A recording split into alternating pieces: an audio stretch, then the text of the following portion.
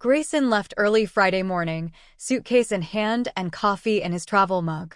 He kissed me on the forehead like always, like it still meant something, and told me he'd be back Sunday evening. Portsville's only an hour away, he said, tossing his overnight bag into the back of the car. Shouldn't be too bad. Just a client thing, boring but necessary. I waved him off from the porch, barefoot in my robe, cat curled around my ankle, thinking nothing of it. Just another weekend apart. That's how it had been for months now, separate obligations, different calendars, and the hollow reassurance that this was just what adult relationships looked like. Routine. Space. Trust. By noon, I found myself in a mood. Restless, not quite anxious. Just twitchy. The house was too quiet. Grayson's absence always left a strange vacuum in the energy of the place, and today it felt more noticeable than usual. I paced the kitchen, brewed more tea than I needed, fed the cat early. Finally, I decided to do something productive, clean out the master closet. We'd talked about it for weeks, how cluttered it had become, how we'd meant to sort through old coats and out-of-season clothes.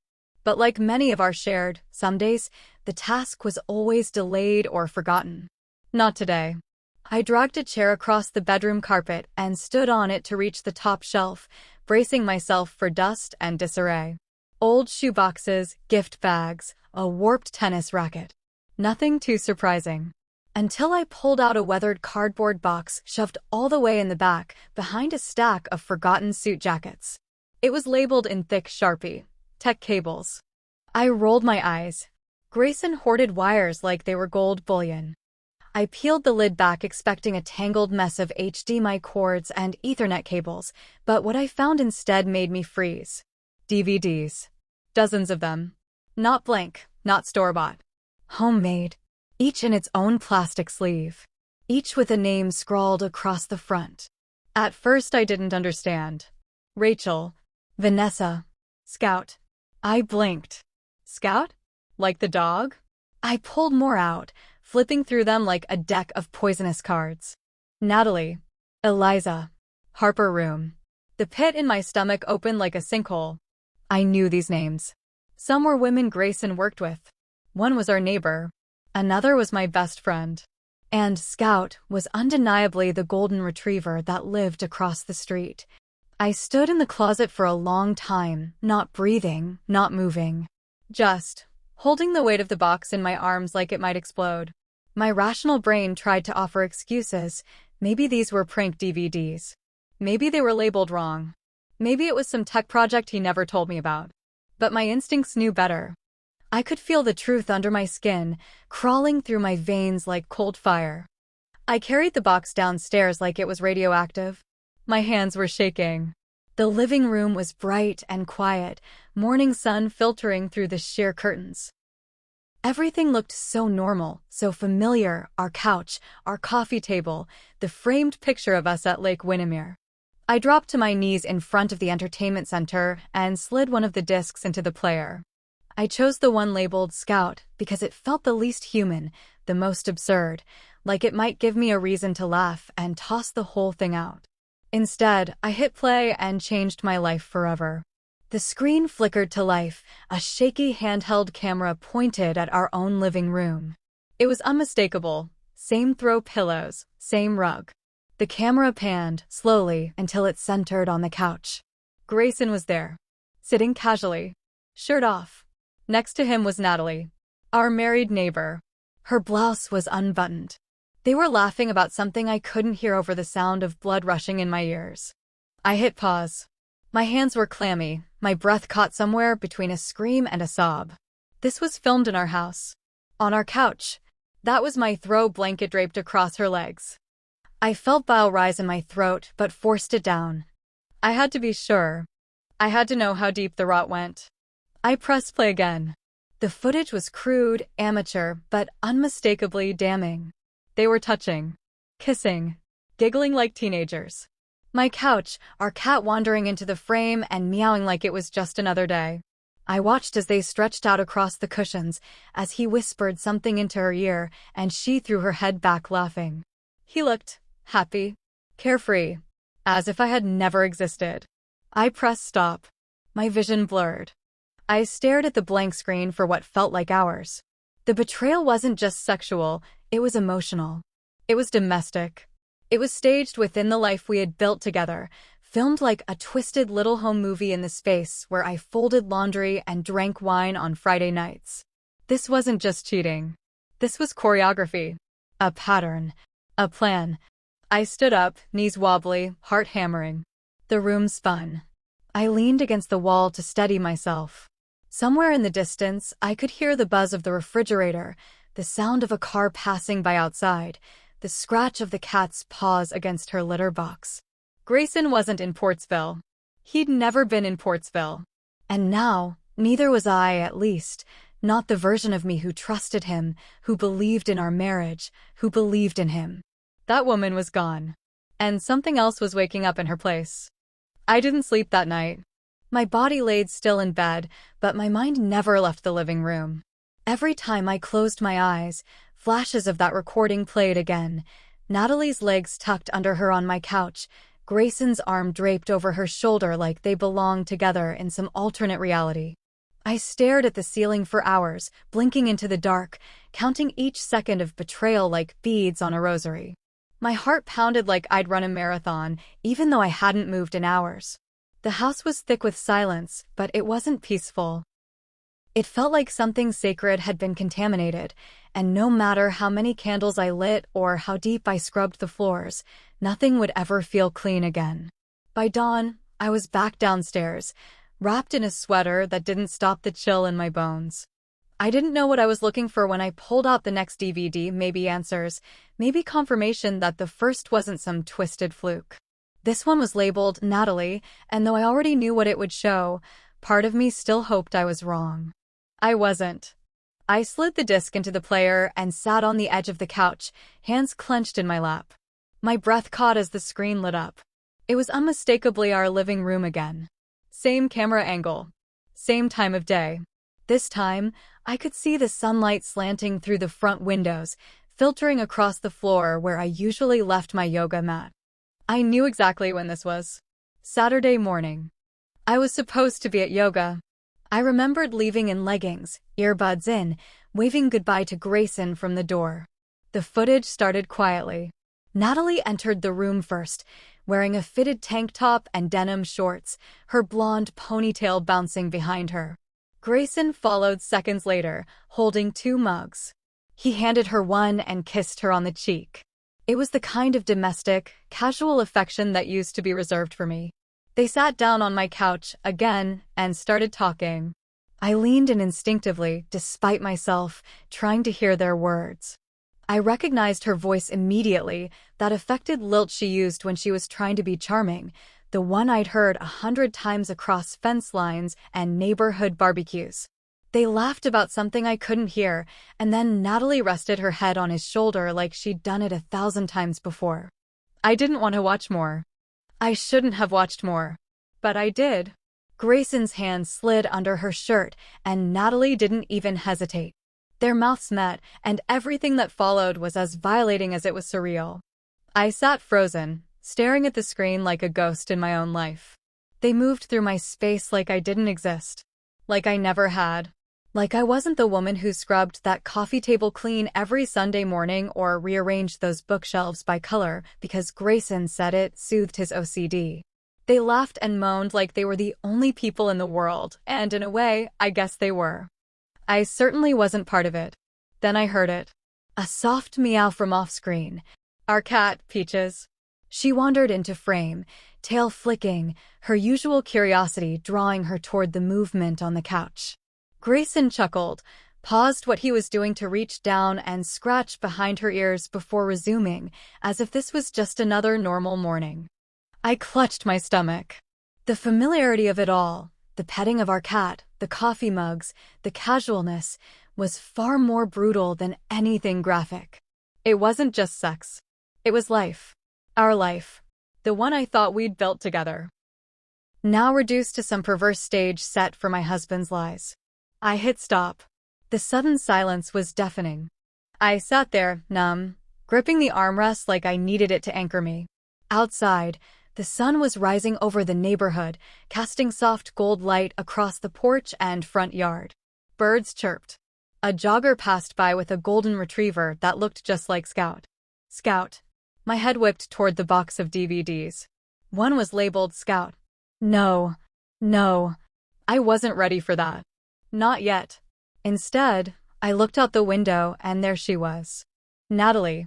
Standing in her driveway in a fluffy pink robe, coffee mug in hand, talking to her husband as he loaded something into the trunk of their SUV. Her hair was damp. She'd probably just come out of the shower. She smiled at him like she wasn't a living nightmare in lipstick. I wanted to run out there, throw the DVD in her face, scream until the whole street heard. But I didn't. I stood perfectly still behind the curtain, watching her like someone observing a snake. She didn't glance in my direction, didn't hesitate. Her life was moving forward without a stutter. I wondered if she had any guilt. If she flinched every time she passed my house. If she remembered the birthday gift I gave her, a basket of soaps and a candle, stupidly scented Harmony. I'd been so naive. She'd thanked me with a hug, and a month later, she was sprawled across my couch with my husband, sipping coffee from my wedding china. I slid to the floor, the tears finally coming. I didn't sob. I didn't wail. It was quiet, a kind of weeping that came from somewhere so deep I didn't know I could reach it. My cat climbed into my lap, purring softly, confused and concerned. I cradled her, burying my face in her fur, letting the pain come without resistance. Eventually, I stood. My legs were weak, but I moved with purpose. I gathered the DVDs, each one a landmine, and placed them in a shoebox. I labeled it Evidence in blocky letters with a permanent marker. Something in me had shifted. The shock was fading, and beneath it was something colder, sharper resolve. I wasn't going to scream in the driveway or throw dishes or confront anyone in tears. No. I was going to play this the way Grayson played everything, with calculation, with patience, with precision. Let them smile. Let them live their charade. I had the truth now, and I was going to use it. I didn't touch the DVDs again for 2 days. Not because I was healing. Not because I was regaining strength. But because I was afraid of what else I might find. I went through the motions of life like someone underwater, cleaning dishes I didn't use, watering plants I barely looked at, avoiding mirrors because I no longer recognized the woman in them. Grayson sent a text that Sunday. Meeting went well. Headed home soon. Want takeout tonight? I stared at the screen for a long time before deleting the message. No response. Not anymore. But something inside me shifted the next morning. I woke before dawn, my body restless and mind buzzing. I couldn't pretend to sleep in the same bed anymore, so I wrapped myself in a blanket and sat in the living room where it had all happened. The air felt thick with ghosts. I pulled the shoebox out again, fingers trembling only slightly this time. I told myself I needed to know everything. All of it. I needed the full truth to build a way out of this nightmare.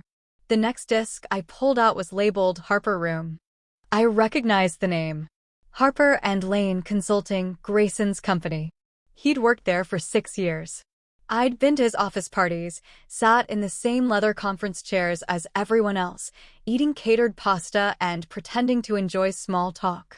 I'd smiled at his colleagues, brought wine to the team holiday potluck. I even once helped him organize gift bags for a weekend retreat.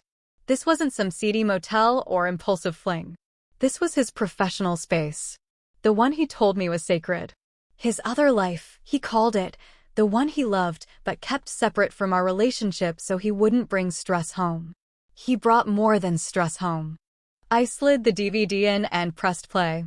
The footage opened in a modern conference room, polished table, swivel chairs, the familiar frosted glass walls I'd seen during open houses. Grayson was in the frame, camera clearly positioned on a shelf or perhaps rigged discreetly from a vent. The quality was clearer than the others, more intentional. This wasn't hidden. This was orchestrated. 2 women entered, both dressed in business casual attire, laughing about something just out of earshot. I recognized one of them, Krista. She'd been on Grayson's holiday cards once, standing beside him and 4 other colleagues in matching company hoodies. The other was new to me, brunette, sharp cheekbones, confident stride. They set down coffees, chatted for a moment, and then Grayson entered. He was relaxed, smiling. He kissed both of them on the cheek like it was the most natural thing in the world. The conversation faded into background murmurs as they began undressing, no hesitation, no awkwardness. It was all too familiar, too practiced. I sat frozen, watching my husband perform. That's what it felt like. A performance. As if this wasn't just a betrayal, it was something he fed off of. He moved like someone who knew he was being recorded and enjoyed it. He cracked jokes, laughed between kisses, even gestured toward the camera at one point and winked. I covered my mouth with both hands, heart pounding so hard I felt it in my throat. I recognized the clock in the background. The time read 6:15 p.m. And that was what broke me. Because I remembered that night. My parents had come over for dinner. I'd prepared roasted salmon and a spinach salad. Grayson had called at 5:30 to say he was stuck in a client situation and couldn't make it. I remembered the way I'd covered for him, laughing it off. You know how he is, I'd told my mom. Always putting clients first. She'd smiled, always too generous with him, and said, "That's your husband, the professional." And now I was watching that same husband pull off a woman's blouse at 6:15 p.m. in a glass-walled conference room, under office lights, while I poured wine for my parents and told them how hard he worked for us. I hit pause and sat there for a long time. I didn't cry this time. Something colder was settling in. Something metallic and razor-sharp. I opened my laptop and began typing. A document titled Timeline of Lies. I listed each video I'd watched, cross-referencing the dates and times with my calendar, messages, photos. Every lie had a timestamp. Every betrayal, a digital footprint. And I was going to use all of it. When I finished, I clicked back to the paused video, staring at the smug expression on Grayson's face. The casual way he pulled Krista onto his lap, the way he poured whiskey into paper coffee cups like it was a game. And that's when it hit me. He enjoyed this. It wasn't just about sex. It wasn't just secrecy. It was control. Power. He wasn't hiding because he feared getting caught. He was hiding because he liked having something over everyone. The camera wasn't for the sake of memory. It was leverage. It was proof. His trophies. I reached into the box and pulled out another disc labeled HR Office. Another woman. Another location. I didn't even press play. I gathered the DVDs, stacked them in perfect alignment on the coffee table. Then I got up, pulled the suitcase Grayson had left by the front door, and began packing everything he owned. Every shirt, every cologne bottle, every last reminder that he'd ever lived here as a husband, a partner, a human being. I shoved it all inside, zipped it up, and dragged it to the garage. I didn't slam doors. I didn't scream. That would have given him too much power. What I did instead was open my phone and scroll to a contact I hadn't used in years, Camille Vega. My old college roommate. Now one of the top attorneys at Ashland Legal Group. Last I heard, she handled civil suits involving digital evidence and psychological abuse. I hit call. She answered on the second ring. Hello? Camille, it's me, I said, voice steady. I need your help. What's going on? I looked at the DVDs, lined up like soldiers across the table, each one a chapter in the horror story I hadn't written but was now forced to survive. It's Grayson, I said. And I have proof.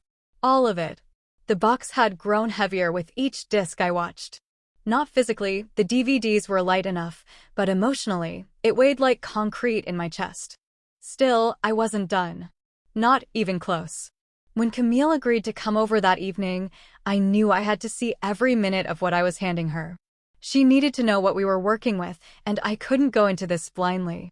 I waited until the sky dimmed, until the house was cloaked in the kind of quiet that only comes with dusk and dread. Then I selected the next disc. It had no code, no room reference, just a name written in Grayson's sloppy handwriting. Eliza.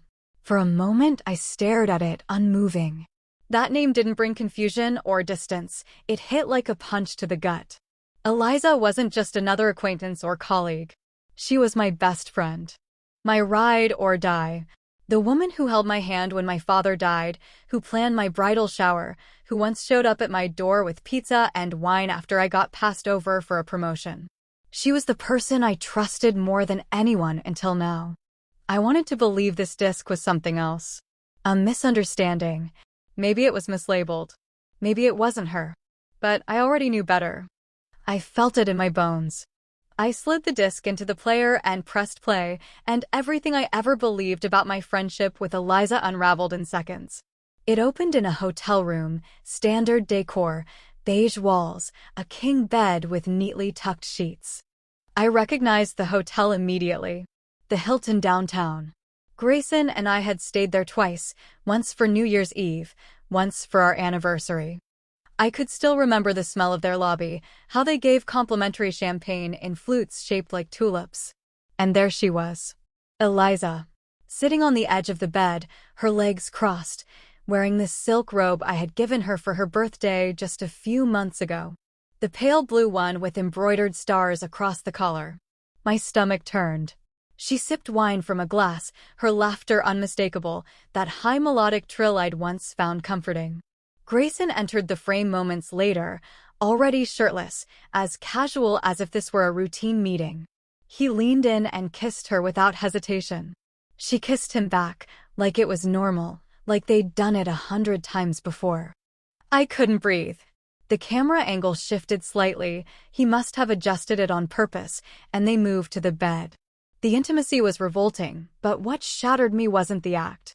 It was the familiarity. The way she giggled at something he said, my husband, the way he stroked her hair like he'd done mine. They whispered, they laughed. Eliza called him G. That nickname was mine. Mine. I reached for the remote and paused the screen right as she leaned over to take something from the nightstand. Her phone. On her lock screen was a picture of her and me, taken last fall at a pumpkin patch. We were in matching scarves, arms linked, laughing at some joke Grayson had made. I stared at that frozen image, my face smiling back at me from a time when I was still blissfully ignorant. A choked sob tore from my throat, and for the first time since discovering the box, I let myself cry the way I wanted to. Ugly, loud, full-bodied sobbing that made my ribs ache and my hands shake. I curled into a ball on the rug, hands in my hair, whispering no over and over again, as if denying it could change it. How many lies had I swallowed over the years? How many times had Eliza looked me in the eye and told me she loved me, supported me, stood by me, while she was doing this behind my back? It all started to click. The weekend she claimed she was going to a self-care retreat. She'd posted photos from a hotel lobby, vague captions about healing and journaling. I'd even texted her during it, telling her to take the time she needed, that I was proud of her for putting herself first. She said she was spending time off the grid. I had no idea the grid was my husband and a king-sized bed at the Hilton. My thoughts raced. Every conversation, every inside joke, every night we drank wine on my porch talking about good men and deal breakers, it was all a lie. A cruel, calculated lie. I forced myself to stand. The room was spinning, but I needed air. I stumbled out the front door and onto the porch, the cold night air slapping my face like punishment. I sat on the steps, knees pulled to my chest, listening to the soft hum of the streetlights and the distant bark of Scout from across the street. Even that sound felt corrupted now. What kind of person betrays someone like this? Not just a husband, but a best friend? It wasn't just the physical act, it was everything it represented. The layering of lies. The audacity. The manipulation. The absolute disregard for my trust. My phone buzzed on the porch rail. It was Eliza. I stared at her name flashing across the screen, my vision tunneling. I let it ring. Then it buzzed again, this time a message. Hey babe, thinking of you. Want to do a wine night soon? Feels like it's been forever. I nearly dropped the phone. Thinking of you? Was she delusional or just cruel? I opened the message thread and scrolled up. Our last exchange had been 2 weeks ago. Me, thanking her for a book she'd recommended. Her, telling me she loved me. I wanted to scream. I wanted to vomit. But instead, I typed one sentence and hit send. I know. Then I blocked her. I went back inside just as Camille knocked on the door. She stepped in, hugged me without a word. Maybe she could see the heartbreak written all over me. Maybe I still had tear streaks down my face. I didn't care. I've watched 3, I whispered, voice hoarse. This last one was Eliza. Camille blinked slowly. Eliza, your best friend? Was, I said. She was. She didn't ask for details. She just nodded and walked with me into the living room, where I handed her the disc. She looked at the name and set it gently beside the others. We're going to hold him accountable, she said. And anyone who helped him. I nodded, though part of me still felt like I was drowning. But as I looked at Camille, strong, steady, unfazed, I felt something return to me. Not hope, not yet. But the faint echo of power. I had survived the worst disc so far. And I wasn't done yet. Camille had gone home, promising to return in 2 days with preliminary paperwork. She left me with documents to sign and a flash drive already labeled primary evidence.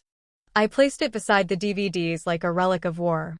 The house felt quieter than usual, like it too had gone still in shock. I didn't sleep that night. Again. Not because I couldn't, but because I wouldn't. There was one DVD left. It had no label. Just a blank white surface, unmarked, untouched. The final disc. I stared at it under the lamplight for hours, debating whether I should even watch it. A part of me whispered, "You've seen enough. Don't do this to yourself." Another part, louder, colder, insisted, "If you're going to burn your life down, you better know what started the fire." So I watched. The screen opened to Grayson's face, so close I could see the pores in his skin. There was no one else in the frame. No Krista. No Natalie. No Eliza. Just him, sitting on the edge of our bed, the camera angled deliberately. His eyes looked directly into the lens. No performance this time. No grin. No laughter. Just him. "Hey," he said, chuckling like he was recording some sort of twisted diary. "If you're watching this, it probably means I'm screwed. Or dead. Or maybe you finally got curious enough to dig through my stuff. Either way, hi." My blood turned to ice. I stared, breath shallow, as he leaned back casually and ran a hand through his hair. "I don't really know why I'm recording this," he continued. "Maybe because no one else gets it. Or maybe because part of me enjoys knowing someone might watch this one day. Especially her." He smirked. Her. Me. Thing is, it's never really about sex. People think that's what makes men cheat. Nah, it's about leverage. It's about knowing something other people don't. Like a secret currency. You hold it long enough, people owe you. They trust you because you pretend to be stable. Kind. Safe. That's the real con. He laughed again, sharper this time. More unhinged. "I've gotten women to sleep with me just by listening to their stories. You'd be amazed how far a little empathy goes when you fake it well enough. But here's the real fun part, I keep records. Not because I'm into voyeurism or anything cliché like that. No, because people are sloppy.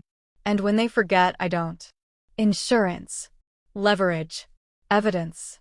They think they're free, but I've got something on all of them." He leaned forward, eyes glittering. "Even the married ones. Especially them. Natalie? That woman's been sneaking out since before her second kid was born. Eliza? She practically begged me not to tell you. Said it would destroy you." My stomach clenched. She's not wrong. But maybe that's the point. Some people break quietly. Others, they learn how to play the game too. There was a pause. Then he smiled, slowly, deliberately, that smile I used to think meant he was amused by some inside joke. Except now I knew I was never in on the joke. I was the joke. "Sometimes I think about what would happen if you found all this," he said, voice quieter now. "You always were the emotional one. Sensitive. Moral. But maybe you needed this. Maybe this is your way out." He leaned even closer to the lens. His pupils were wide, face deadly still. "If my wife ever finds this, I hope she learns how to play the game too." The screen went black. I didn't move. My hands were locked into fists on my lap, nails digging half-moons into my palms. My heart wasn't just pounding, it was thunder, crashing inside me, beating against every rib like it wanted out. I'd thought I was prepared. I'd seen the cheating, the lies. But this? This wasn't about infidelity. This was about contempt. This man hadn't simply broken our vows. He'd never believed in them to begin with. He hadn't tripped into affairs like a flawed, desperate man might. He'd built a network of deception on purpose. With calculation. With intent. He didn't feel guilt, he felt pride. I stood, knocking the remote off the couch. It hit the floor and clattered beneath the coffee table, but I didn't care. My feet carried me to the kitchen before I even realized I'd moved. I gripped the edge of the counter, knuckles white, trying to ground myself in something real. Tile. Wood. Breath. Peaches meowed softly from the hallway. Even she seemed to know the house had changed. I looked around at everything. Our wedding photo still hung near the stairs, his coffee mug still drying on the rack, the hoodie he always wore still draped over the dining chair. These were the symbols of a life I thought we were building together. Now they were props and a lie. And I couldn't live among them anymore. I picked up the mug and threw it. It shattered against the floor, coffee-stained ceramic skidding under the table. The sound startled Peaches. It startled me. But it also cleared something. Like a fog breaking. I swept the table clean. Books. Vase. Candles. All of it fell. I didn't scream. I didn't cry. I just moved through the house like a storm, destroying every artifact that felt like a tribute to him. Finally, I sat in the hallway, back against the wall, surrounded by pieces of what once was. My hands were shaking, but not from fear. From clarity. He had declared war in secret. Now I would respond in the open. I picked up the DVD and carried it upstairs to the guest room, the one I now slept in, the one he never entered. I opened Camille's flash drive and copied the video file onto it, labeling it Final Recording, Statement of Intent. It was more than evidence. It was a confession. When I was done, I placed the flash drive into a small fireproof lockbox Camille had given me. Then I picked up my phone and recorded my own video. Just 30 seconds. My name is I paused, then restarted. I'm the woman Grayson tried to break. And I'm done playing nice. I stared into the lens the way he had. But unlike him, I'm not hiding this time. I saved the video and sent it to Camille with the note. We go forward tomorrow. Everything's ready. Then I curled up in bed, not because I expected rest, but because I needed to feel the weight of the final truth sink in. Grayson wasn't a man who cheated. He was a man who crafted betrayal. And now? He was going to learn what it meant to lose control. The morning after watching the final DVD, I moved like someone reborn, not clean or light, but focused. Sharpened. I had carried the weight of Grayson's darkness long enough, unknowingly dragging it behind me like chains wrapped in lace. But now I could see it for what it was, deliberate, weaponized manipulation. His betrayal wasn't an accident or weakness. It was a system. And now I had mine. The DVDs sat in a locked drawer in the guest room, each tucked in their sleeves, labeled and cataloged in a spreadsheet Camille had sent me to fill out. Evidence log. It felt surreal, documenting pieces of my marriage as if they were crime scene items, but in truth, that's exactly what they were. I copied every file from the DVDs to a secured hard drive, then made 2 duplicates. Camille had told me to keep one offsite, just in case. She didn't elaborate what "in case" meant, but I understood. Men like Grayson didn't lose gracefully. They retaliated. And she was preparing for war. I slid the hard drive into a slim case and tucked it into the tote bag I'd prepared the night before. Inside it were also bank statements, Grayson's business cards, a printout of his travel logs, and a folder of personal notes I had written while piecing everything together.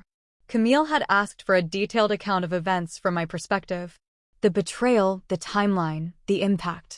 It was harder than I thought to write. Each sentence reopened a wound. But I wrote it anyway, word by word, because I was done hiding. At 11 a.m. sharp, Camille pulled into my driveway in a sleek black car that looked as precise and lethal as she did. She stepped out in tailored slacks, heels that didn't even sink into the gravel, and a dark green blazer that somehow made her look like both a lawyer and a general. She didn't knock. She walked in like she belonged there, because now she did. "You ready?" she asked. I nodded. "Everything's in here." I handed her the tote. She unzipped it, scanned the contents, and gave a tight nod. "Perfect. I'm taking this straight to my office. I've already contacted a data specialist to help us prepare the digital side. We'll need everything formatted for court use." I hesitated. "Camille, when you watched that last video, did it scare you?" She met my eyes serious. "Yes, but not in the way you think. It didn't scare me because he's dangerous. It scared me because he thinks he's untouchable. Men like that always fall the hardest." I swallowed hard. I wanted to believe her. I really did. She reached into her briefcase and pulled out a file folder, thick and crisp, with legal tabs and neatly typed sections. "This is the first wave. We're filing for divorce and issuing a pre-suit letter of intent. We're accusing him of emotional abuse, covert recordings without consent, and reputational harm." I flipped through it. My name, Grayson's, case references, dates. Camille had built the beginning of a fortress in less than 48 hours. She tapped the folder. "He's going to be served. Not next week. Tonight." My pulse quickened. "You're serious?" She smiled grimly. "I don't wait. He's going to come home expecting your usual dinner and maybe a guilt trip for working too much. Instead, he's getting a lawsuit the size of a phone book and an official request for court-ordered asset freezing." The words made me dizzy. Not in fear, just in the sheer magnitude of it. After all the hiding, the shame, the nights I lay in bed wondering what was wrong with me, I was finally turning it around. "What happens after he gets the papers?" I asked. "That depends on how stupid he wants to be," Camille said simply. "He might try to deny it, minimize it, or even threaten you. But don't worry. I've already arranged backup." "Backup?" She pulled out a card and handed it to me. "Detective Sharon Delaney. Retired, now private security. She works with our firm part-time for clients dealing with high-risk separations. You have her number now. If Grayson so much as raises his voice, she'll be on your doorstep in 10 minutes." I stared at the card, fingers tightening around it. "Thank you." Camille placed a hand on my shoulder. "You don't need to thank me. You're doing this. You're standing up to someone most people would have quietly divorced and buried the truth about. You're not just ending a marriage. You're exposing a predator." That word, predator, struck a chord I hadn't named until then. It wasn't just that Grayson cheated. It was that he preyed on women, on their trust, on their silence. I sat on the couch while Camille made a few quick calls, updating her office and confirming service delivery. I watched her move like a force of nature, her voice calm, controlled, deadly. She wasn't just my ally. She was my weapon. And for the first time, I started to believe we could win. Around 4 p.m., the house fell into silence again. Camille had left, and I was alone. But this aloneness didn't feel hollow. It felt strategic. I walked into the bedroom Grayson and I once shared. I opened his side of the closet, stripped of most of his belongings now, and found one last shirt of his I hadn't packed yet. I took it down, folded it neatly, and placed it into a paper bag labeled "Pickup." Then I went into the garage and placed the entire bag beside the suitcase of his remaining clothes. A silent message: "Your time here is over." As the sun set, I lit candles around the house. Not because I was trying to feel better, but because I wanted to claim the space again. My space. Not his stage. Not his recording set. My home. At 7:13 p.m., the doorbell rang. I opened it to find a process server, young and professional, holding a thick stack of documents. "Delivery for Grayson Wells," he said. I stepped aside. "You can leave them on the table." He placed the folder down and nodded. "He'll be officially served once he signs for it." "He's on his way," I said. And I meant it. Grayson had texted 20 minutes ago, "Home in a few. Got sushi." I hadn't replied. I wouldn't. I sat down on the couch, arms crossed, staring at the door. Waiting. Not as a woman broken by betrayal, but as one armed with truth, allies, and evidence. The moment he stepped through that door would be the last time he ever got to live under the illusion of power. And I would be the one to take it from him. When Grayson finally walked through the front door at 7:42 p.m., he looked exactly the same as he always did, neatly dressed, laptop bag slung over one shoulder, keys jingling in his palm like it was just another ordinary Tuesday. He wore that half smile I used to find charming, the one that suggested he was mentally somewhere else, always plotting 3 steps ahead. This time, though, I didn't return the smile. I sat on the couch with my arms folded, the process server's delivery folder perched neatly on the coffee table in front of me like a loaded weapon. "Hey, babe," he said, kicking off his shoes. "Sorry I'm late."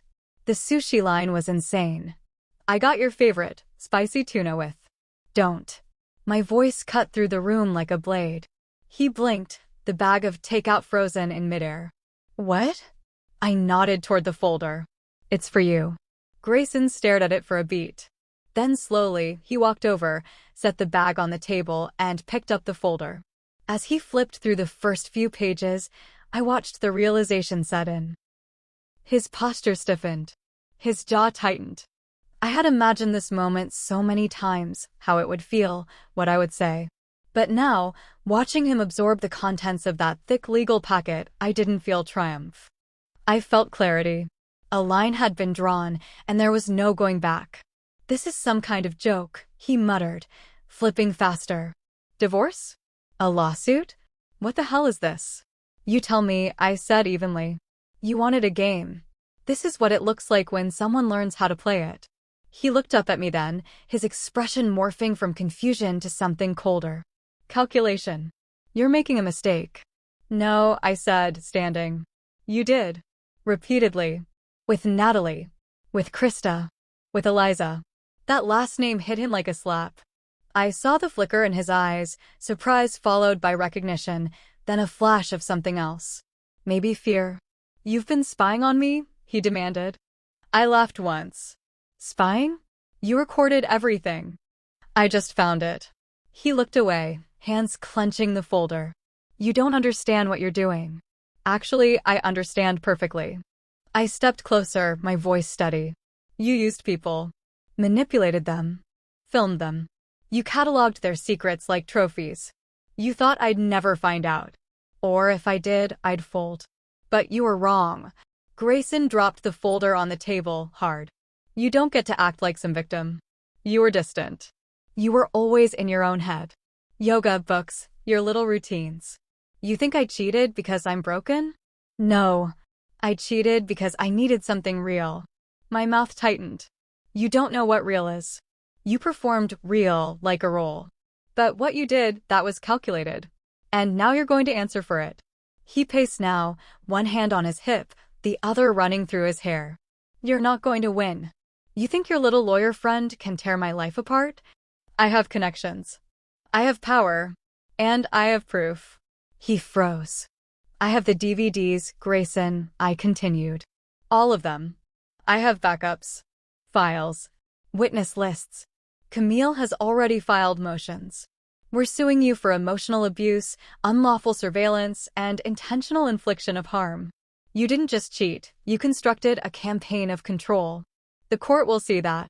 He sneered, but it was unsteady. "You think anyone will believe you over me? They won't have to choose. They'll watch." For the first time, he looked scared. "You're delusional," he snapped. "You're throwing away our entire life over what? A few mistakes? You want to play this out in court? Fine. Let's play. But just remember, anything that happens to you now, you chose." The threat was subtle, but unmistakable. I didn't flinch. "Thank you for saying that.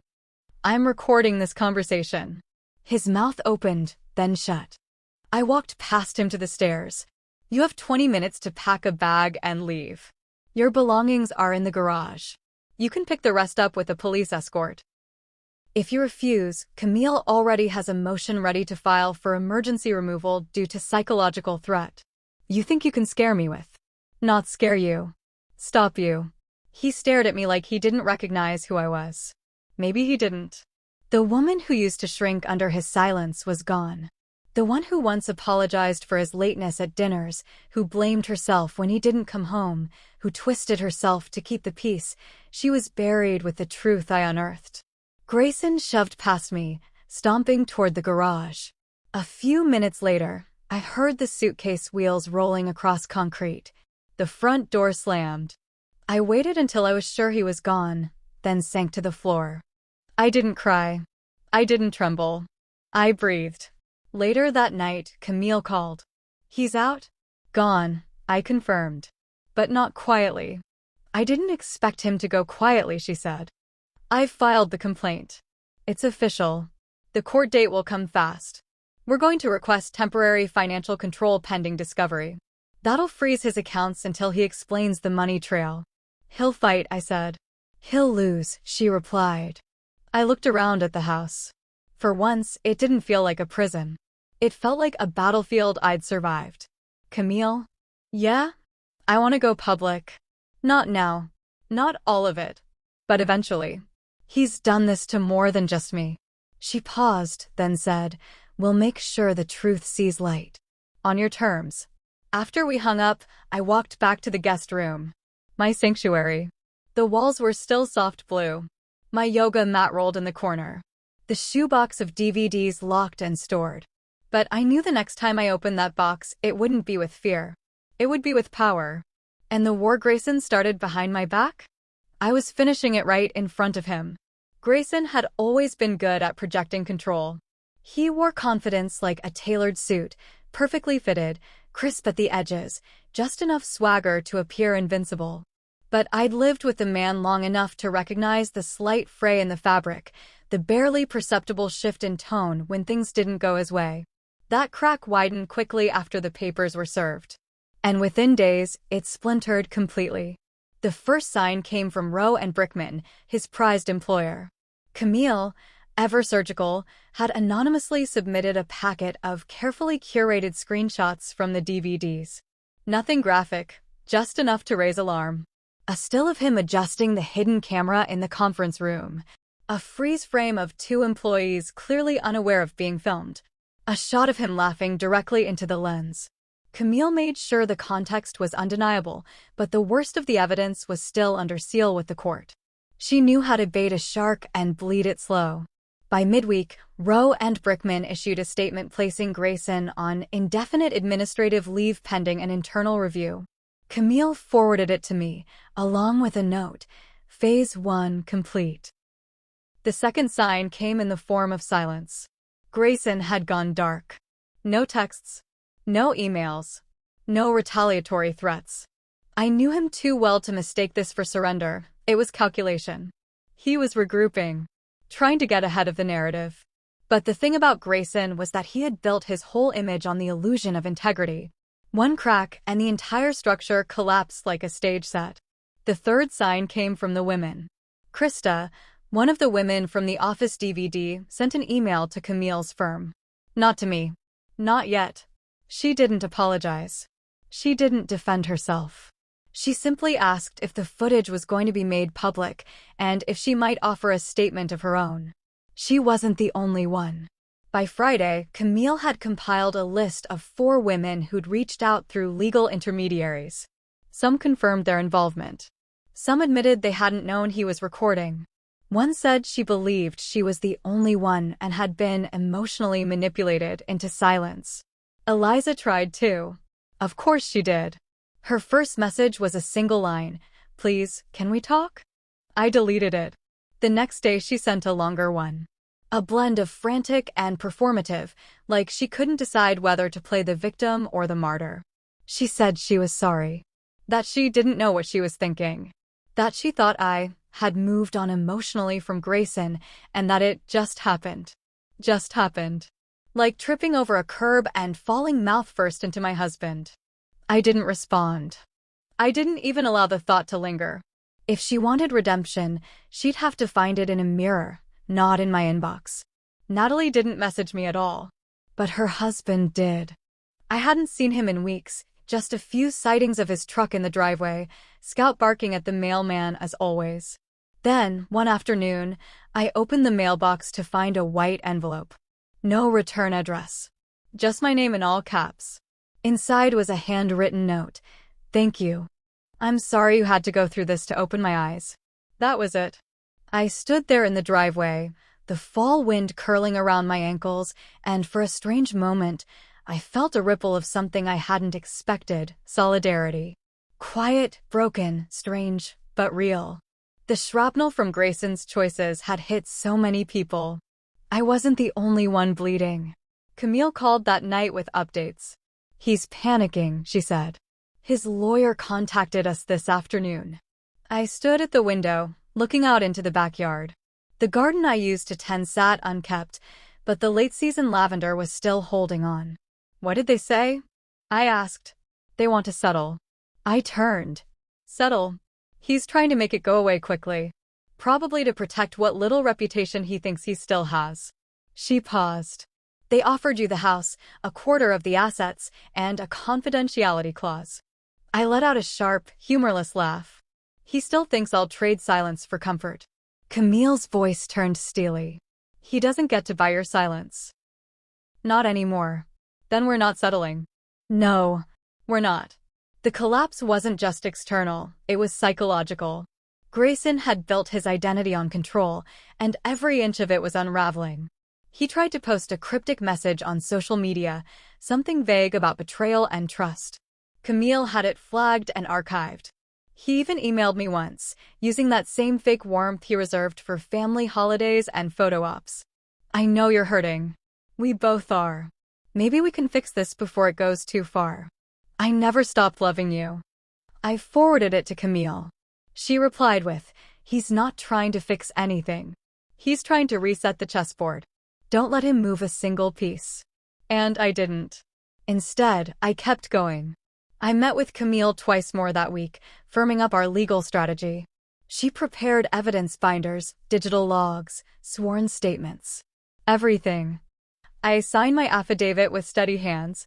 I began removing Grayson's name from joint accounts, utilities, property records. The mechanics of divorce were surprisingly empowering. Each task checked off felt like reclaiming inches of my life.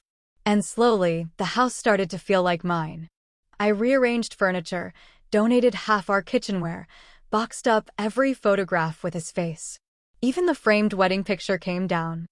I replaced it with a canvas print of the ocean, a place I hadn't seen in months, but a symbol of movement, of change. Something bigger than either of us. One afternoon, I found a journal buried at the bottom of my nightstand drawer. I hadn't written in it since before everything shattered. The last entry was dated over a year ago. I flipped to a blank page and started a new one. Today, he started to fall. And I didn't. It was simple, but it was the truth. I'd always imagined collapse as a single catastrophic event, a building brought to its knees by one violent blow. But Grayson's collapse was quieter. A slow unspooling, paper cuts that added up to blood loss. A man who thought he was untouchable, now unraveling in full view. And me? I wasn't just surviving it. I was documenting every crack in his empire. And I was about to bring it all down in court. Courtrooms have a strange energy. Not just the sterile hush of legal procedure or the hum of fluorescent lights above, but something deeper, a heaviness that sits in your chest and tightens your throat. I felt it the second I stepped through the security gate, Camille at my side, her heels clicking with unshakable precision. We passed people in suits, people in fear, people clinging to hope. I couldn't tell which one I was yet. Maybe all three. The case had been fast-tracked due to the severity of the evidence and the volume of corroborating witness statements Camille had assembled. Over the past 6 weeks, she'd built a case so airtight it felt bulletproof. I had memorized every line of testimony.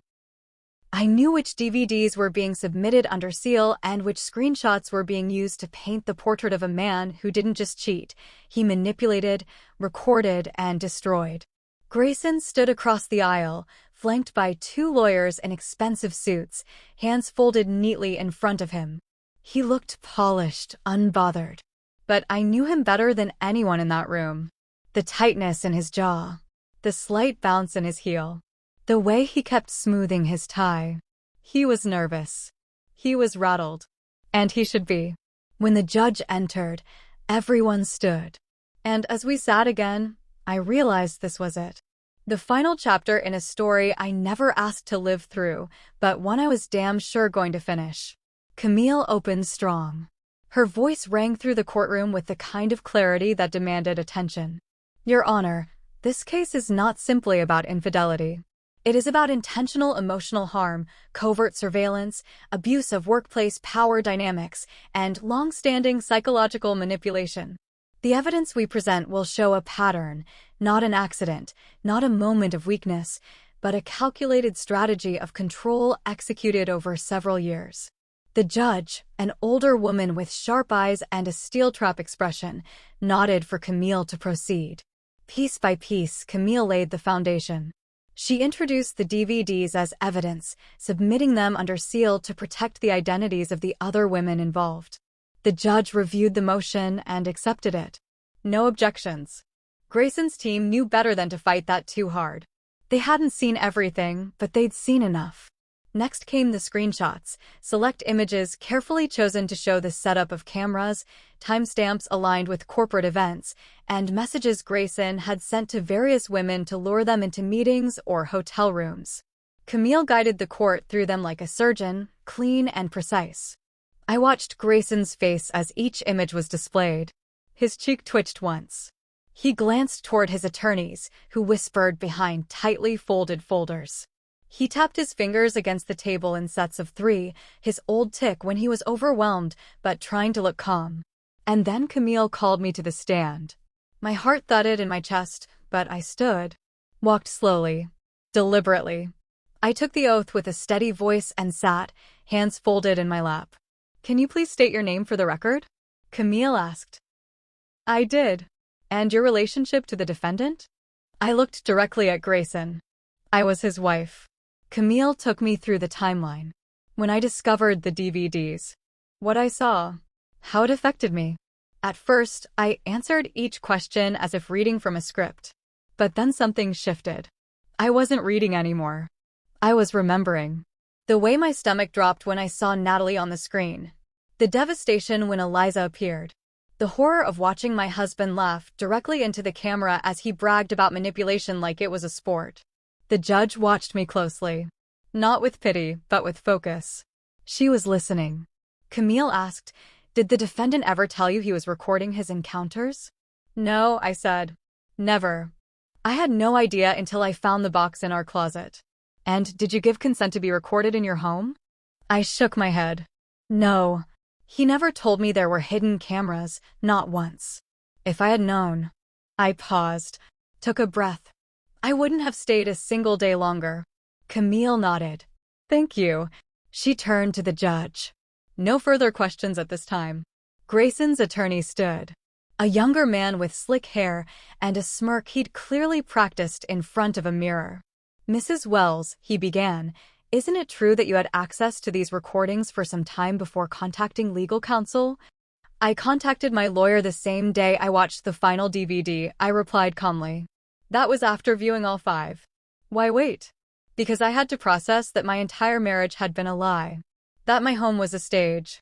That my best friend had betrayed me." He shifted tactics. "Would you describe yourself as emotionally reactive?" I met his eyes. "I describe myself as someone who trusted the wrong man and then decided to do something about it." He tried again, this time aiming for sympathy. "Is it possible your hurt feelings are coloring your interpretation of the defendant's actions?" My hurt feelings didn't install cameras. My hurt feelings didn't record women without their consent. My hurt feelings didn't make him laugh while explaining how he tricked them into silence. The courtroom was silent. No further questions, the attorney muttered, returning to his seat. The rest of the trial passed in a blur of facts, statements, video clips played under seal, and witness testimony. One of Grayson's coworkers confirmed the camera placement in the Harper and Lane conference room. Another admitted she felt pressured and afraid after a brief relationship with him soured. Camille cross-examined like a weapon forged for this exact moment. And then it was time for closing statements. Camille stood. Grayson Wells used trust as a tool. He weaponized intimacy. He built a system of deception so thorough, it relied not just on secrecy, but on the assumed silence of everyone around him. Today, we break that silence. The judge retired to chambers. The wait felt eternal. But when she returned, the air in the courtroom shifted. Her ruling was direct. All assets jointly held are hereby awarded to the plaintiff, including full ownership of the shared residence. The defendant is to pay $1 million in damages for emotional abuse and unlawful surveillance. The court will provide counseling referrals for all named victims. This court finds in favor of the plaintiff. My breath caught. We'd won. As I stood, I looked at Grayson one last time. He didn't look angry. He looked empty. Like the house of mirrors he'd built around himself had finally shattered and left him standing in the wreckage. He didn't say a word. But I didn't need him to. Because for the first time in a long, long time, I wasn't just walking away. I was walking out whole. 3 months passed, and the house that once felt like a crime scene had begun to breathe again. The shadows that Grayson left behind, the ones that clung to curtains and whispered from the floorboards, had faded with each sunrise. The energy shifted the day the court ruling arrived. The moment I held the final judgment in my hands, I knew this house no longer belonged to him in any way. Not financially. Not legally. Not spiritually. It was mine. And now it was time to decide what to do with it. The first thing I did was tear down the closet. Not literally, not yet, but piece by piece, I transformed it from the place where secrets had been buried into something new. I stripped the shelf where the DVDs had been hidden. I repainted the walls. Soft sage green. Calming. Alive. The bar that once held Grayson's coats was replaced by a bamboo rack lined with rolled yoga mats. On one end of the closet, I installed small floating shelves. Each one now held candles, stones, journals. Things that soothed instead of destroyed. I had decided, long before the court date, that this house wouldn't just be a place I lived. It would be a place I offered. A space for women like me, those who had been betrayed, dismantled, discarded. A sanctuary for rebuilding. I called it Haven Elm. The name came to me in a dream, an image of the elm tree in our front yard, its branches outstretched like arms, like a warning and a welcome all at once. I saw women gathered beneath it, sipping tea, breathing deeply, learning to trust themselves again. It became more than a vision. It became a mission. The permits took some time. So did the zoning adjustments. But Camille helped.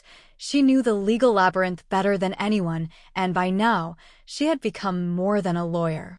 She was an anchor. She helped me write the bylaws, draft the mission statement, even connected me with therapists and meditation guides who were willing to offer time for free or close to it. Women helping women. It was real. It was happening. I moved slowly at first. 2 clients the first month. Then 4. Women who had been cheated on, left behind, gaslit, manipulated. Each one walked into Haven Elm thinking they were broken beyond repair. And I watched them unfold like blossoms in early spring. Quiet, cautious, then bursting open with color once they realized they were safe. The closet that once hid Grayson's rot became a reflection room. Women sat in silence there. They cried. They breathed. Some wrote their truths in notebooks I left stacked on the shelves. Others simply lay on the rug and stared at the ceiling, finally feeling the weight leave their chests. One night, after everyone had gone home, I returned to the lockbox hidden in the cabinet under the stairs. The final copy of the DVDs still lived there, though I had no intention of watching them again. I unlocked it, pulled out the small stack, and held the unlabeled one, the final disc, between my fingers. I carried it outside. The fire pit was already set, kindling dry from a string of warm days. I lit a match, watched the flames catch, and sat down with a blanket around my shoulders. In my hand, I held a printed copy of Grayson's monologue, the transcript of that final video. His voice on paper, his words preserved like some rotten artifact. If my wife ever finds this, I hope she learns how to play the game too. I fed the pages into the fire, one by one. Not angrily. Not vengefully. Just deliberately. Like feeding it back to the void where it came from. As the paper curled and blackened, The words lifted into the air as smoke. I watched them drift. I whispered only 2 words. Game over. It didn't feel like triumph. It felt like release. The next morning, I took the remaining DVDs and walked them to Camille's car. She met me outside, dressed in her usual power suit meets warrior gear. She didn't ask what I was thinking. She just opened the trunk. I want them used, I said. Not for leverage. Not for revenge. For education. For prevention. For power. Camille nodded. We'll add them to the training archive for our firm. Real-life evidence of how manipulative systems work. We'll teach every intern what to look for. I handed her the box. And just like that, the last physical trace of Grayson left my hands. Later that afternoon, a woman named Serena arrived at Haven Elm. She was 32. Her husband had cleaned out their bank account and vanished with a woman from his gym. Left her with a mortgage, a toddler, and nothing but a half-written grocery list on the fridge. She walked into the house with her eyes fixed on the floor. By the end of the session, she looked me in the eyes and whispered, I thought I was the only one. You're not, I said. I sat with her on the rug in what had once been the heart of my marital bedroom. Now it was a circle of cushions and incense, bathed in afternoon light. She asked if she could leave something behind, a bracelet he gave her, something she no longer wanted to carry. Of course, I told her. She placed it on the shelf beneath a candle labeled release. And she walked out lighter than she came in. That night, I sat alone in the garden. I had pulled the weeds, planted lavender again. The scent floated through the air as crickets began to sing. Peaches curled up beside me, purring softly, as if she too had let go of everything we had survived together. The stars came out slowly, one by one. I realized then that survival isn't always dramatic. Sometimes it's quiet, steady, a soft reclaiming of the places someone else tried to ruin. It's planting something where the ground was once scorched. It's opening your doors to someone else and saying, you're safe here. It's choosing yourself again and again and again. I stood, stretched, and walked back into the house. The door clicked shut behind me with the satisfying finality of a book's last page. Grayson's story in my life was over. But mine? Mine was just beginning.